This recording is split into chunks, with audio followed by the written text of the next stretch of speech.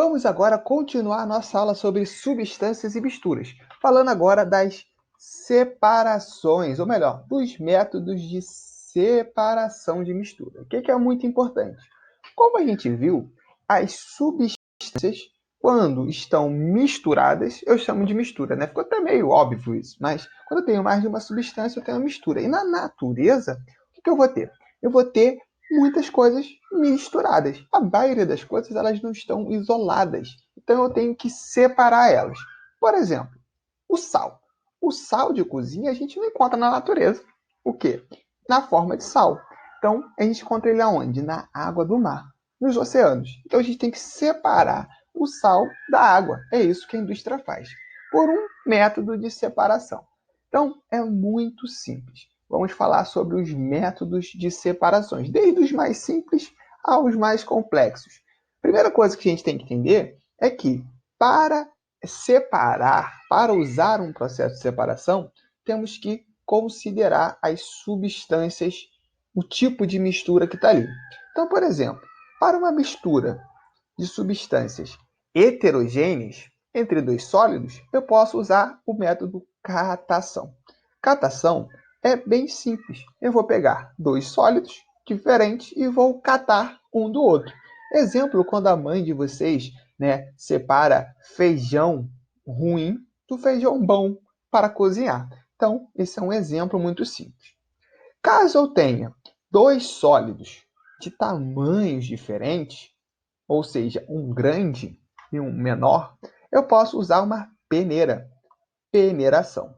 A peneiração, a gente vê muito quando vai fazer uma obra, então quando está vendo alguém construindo uma casa, quando ele separa a areia da pedra, usando uma peneira. Então, olha só, muito simples esses processos de separação. Existem alguns que não são tão famosos, mas também são simples. Por exemplo, levigação. Olha como vai funcionar. Separa substâncias mais densas das menos densas usando água. Quando a gente fala de densidade, lembra que o material mais denso, vamos botar aqui um exemplo, Você tem aqui um copo, o material mais denso fica no fundo da água e o material menos denso fica em cima. Então você usa a água para separar esses dois materiais. Então, os garimpeiros, para separar ouro da areia, usam esse processo lá no garimpo. Se eu tenho um material que tem como propriedade magnetismo, eu posso usar a separação magnética. Por exemplo, se eu tenho lá limalha de ferro, o pó de ferro e areia misturadas. Se eu aproximar um ímã, o que vai acontecer? A limalha de ferro se adere à superfície. Se eu tenho areia e sal misturados, como que eu posso separar os dois? Fazendo uma dissolução fracionada. Então, olha só, dissolução significa dissolver. Eu sei que o sal se dissolve na água, mas a areia não. Então, quando eu pego essa mistura de sal e areia e coloco água, eu consigo separar o sal da areia. Depois a gente vai ver como eu posso separar a areia, ou melhor, a água do sal. Agora vamos nos processos que são mais utilizados, como por exemplo a filtração. Tá? Então, a filtração é a utilização de um filtro que agora eu vou separar sólidos de líquidos ou gases.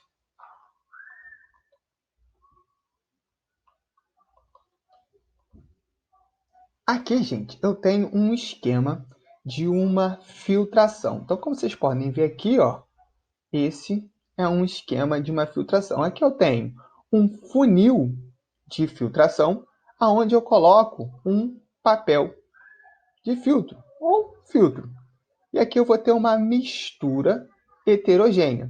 Por exemplo, café e água, ou então areia e água. O que vai acontecer? Quando eu derramo essa mistura dentro do papel aqui de filtro do funil, o filtro vai reter o sólido que vai ficar aqui dentro e vai deixar que o líquido passe para o outro lado.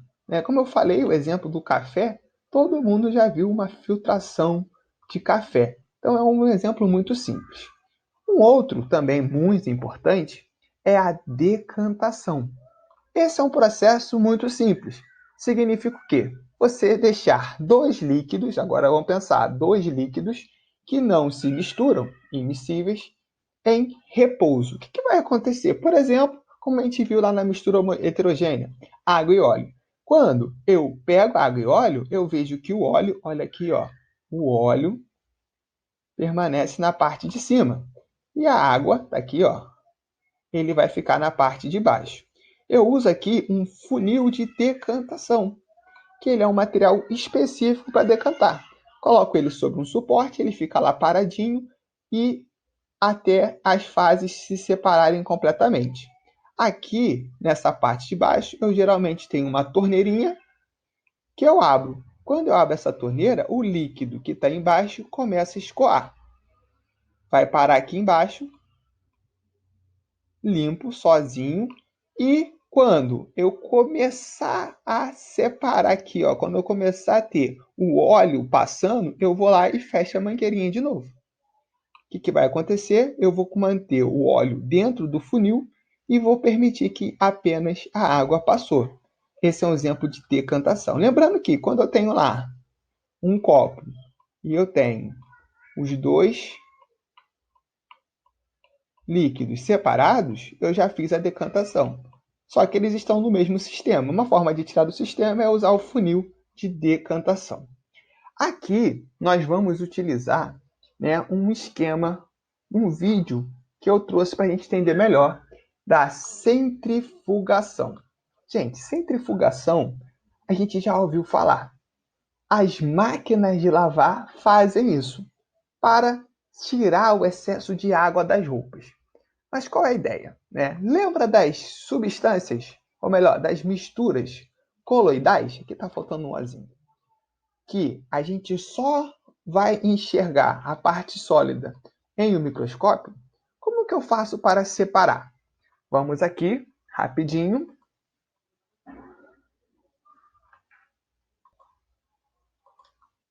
Rapidinho mostrar um vídeo. Aqui é uma centrífuga. Tá vendo aqui que ela é formada, né? O rapaz andou um pouquinho aqui. Vamos agilizar aqui um pouquinho. Vamos voltar aqui, peraí. Dá uma pausada. O péssimo. Aqui. Então, aqui você está vendo que ela é formada por vários tubos, onde eu encaixo tubos de misturas coloidais. E aí, o que eu vou fazer? A partir do momento que eu ligar essa centrífuga, ela vai fazer o movimento circular com alta velocidade. Como a gente vai ver aqui, ó, tá vendo? Vocês estão vendo girando com muita velocidade. Tá vendo aqui? O que vai acontecer? Nesse processo, vamos adiantar um pouquinho, eu vou estar separando aquelas misturas, aquelas partes sólidas muito pequenininhas. Como você vai ver aqui, ó, tá vendo? Elas estavam dispersas no início e foram todas para o fundo. Então, a centrifugação é um processo de aceleração de decantação. Tudo bem? Então, vocês conseguiram enxergar aqui a centrifugação. Beleza? Vamos voltar para a nossa aula aqui, nosso material. A próxima é a destilação. A destilação é um dos processos mais importantes na química de separação. Por quê? Ela vai ser utilizada para separar misturas homogêneas, aquelas que eu não consigo distinguir, principalmente de líquidos, por exemplo, água e álcool. Tem como a gente conseguir separar água e álcool só usando, por exemplo, o filtro? Não, isso é impossível. Então, o que eu vou fazer? Eu vou fazer uma destilação. Ela é muito simples. Ela vai separar o componente mais volátil, ou seja, aquele que evapora com mais facilidade, e vai passar ele para o outro recipiente. Aqui eu tenho um esquema, tá vendo aqui? Que mostra como funciona a destilação. Depois a gente vai ver um videozinho também. Então aqui eu tenho um balão, tá? Esse balão tem uma mistura de sal comum dissolvido em água, que está sendo aquecido por um bico de Bunsen, né? Uma chamazinha aqui. Esse bico de Bunsen vai aquecer essa minha mistura. Aqui eu tenho um termômetro, lógico, para controlar a nossa temperatura, né? Para não dar nenhum problema. Mexer com calor é sempre complicado. E o que vai acontecer? Conforme eu esquento, o vapor d'água vai sendo formado. Esse vapor, se eu não tivesse aqui uma rolha tampando o sistema, ele sairia. Mas eu não deixo ele sair e faço com que ele passe por esse equipamento aqui, ó, chamado de condensador. A gente estudou na última aula o que é a condensação, passagem do gás para o estado líquido, ou melhor, do vapor para o estado líquido. O que tem nesse condensador? Ele tem aqui uma entrada, tá vendo aqui? Ali é um tubo, e dentro, fora desse tubo, eu tenho um outro tubo aqui. Então você passa direto por aqui e aqui eu tenho um tubo. Entra água fria, essa água fria vai roubar o calor do vapor que está aqui e vai sair a água quente.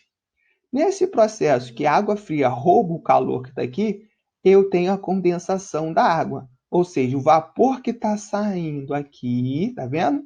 Ele vai passar para cá e vai virar líquido, começando a gotejar nesse recipiente aqui que eu chamo de Erlenmeyer, sendo então agora apenas água pura. Com isso, a gente vai ver agora um vídeo, né, que explica um pouco dessa destilação. Então vamos dar o play aqui para vocês verem. Então aqui é um recipiente com água e corante, né? O que você está vendo? Ele está fervendo. E aqui você já começa a ver o vapor da água aqui, ó. A água, né, no estado líquido, formando o vapor. Como ele está filmando aqui o rapaz, o vapor sobe. Tá vendo aqui, ó? Aqui já está condensando um pouco. E aqui ele vai passar. Aqui, ó, é o condensador. Nesse pedaço é onde acontece a transformação do vapor em água líquida. E aqui, ó, você começa a observar o gotejamento dessa água. Agora, olha só, vamos lembrar. A água aqui estava escura, com corante. E a água aqui ela vai estar incolor, ou seja, água pura. Entenderam como funciona a destilação? Bem bacana, né? Vamos voltar para a nossa aula. Existem dois tipos de destilação. A destilação simples, como o nome diz, né? Tem uma mistura simples, e a destilação fracionada. O que vai acontecer? Temos dois casos para destilação fracionada. Vocês perceberam aqui que a destilação simples eu usei sal e água. A destilação fracionada, né, eu vou ter uma mistura mais complexa, com muitos componentes, ou então com componentes que são difíceis de se separar, porque tem o ponto de ebulição, né, a temperatura que vira vapor, muito próximos, como água e álcool. E aí eu tenho que fazer uma destilação fracionada. Aqui, ó, vocês podem observar um exemplo de destilação fracionada, que é a separação dos componentes do petróleo. Então, olha só como que vai funcionar aqui. Eu tenho o petróleo aqui armazenado. Esse petróleo ele é jogado para uma fornalha, um forno, onde ele vai ser aquecido. Um processo bem parecido com a destilação. Quando ele aquece, o que vai acontecer? Vai virar vapor.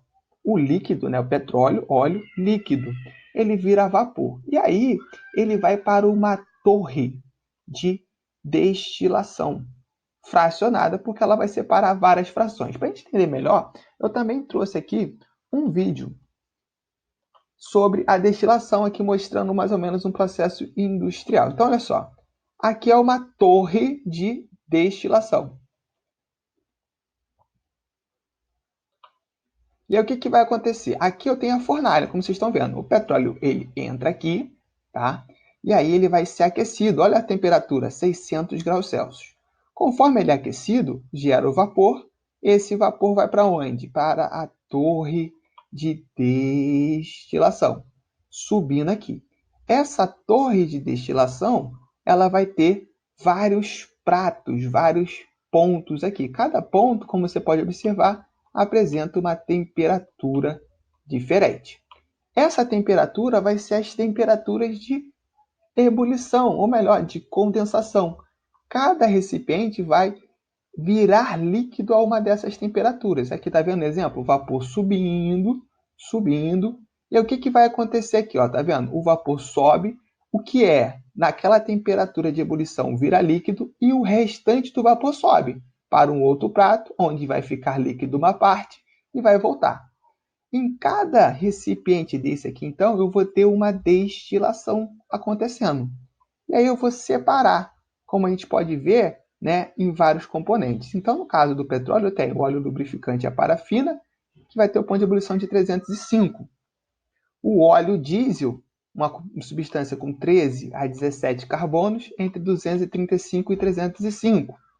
O querosene, aqui, ó, querosene, uma mistura de carbonos com 11 ou 12 carbonos, 175 a 235, usado para caminhão, óleo diesel aqui que ele está falando, e a gasolina. Gasolina, uma mistura de C8 a C10, 40 a 175.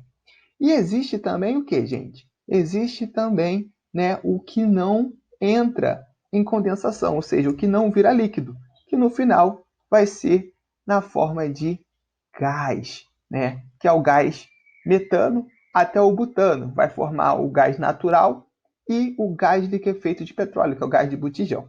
Então, como a gente viu aqui, vamos voltar para cá, olha aqui o nosso esquema. Eu tenho, então, uma mistura de vários componentes, aonde em cada em cada pedaço da torre eu tenho uma condensação de uma substância diferente. Então, o óleo lubrificante, óleo combustível, querosene, gasolina e gás. O que não vira vapor, continua no estado líquido, são o que a gente chama de resíduos, né? Parafina e asfalto.